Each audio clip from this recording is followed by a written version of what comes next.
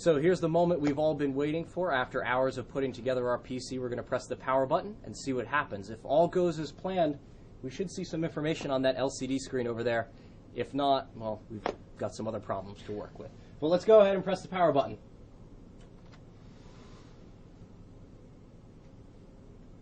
Uh-oh. Oh. Looks good so far. Okay, give it a second.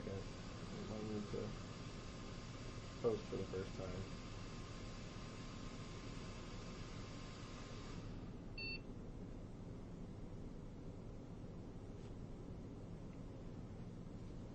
Nice.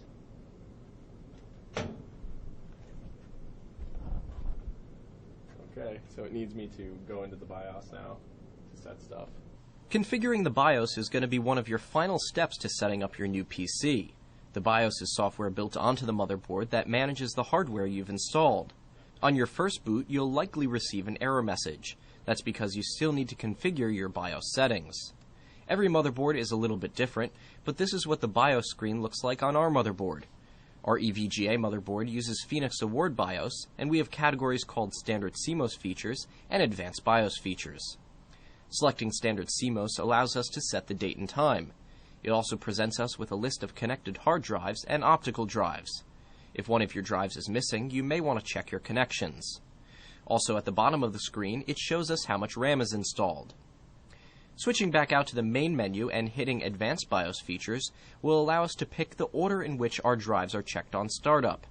For our initial setup of Windows, we're going to set the CD-ROM drive to boot first because that's where our Windows setup disk will be. After Windows is installed, you can change this setting back to your primary hard drive. The other categories on BIOS will vary with your motherboard. You can adjust more advanced settings like your RAM timings or the voltage to your processor for overclocking. We won't get into that here because every configuration is different. When you're all done with your BIOS settings, insert your Windows disk into the CD-ROM drive. Exit the BIOS, saving your settings, and your computer will restart. Once it restarts, the Windows installer should load and you can take it from there.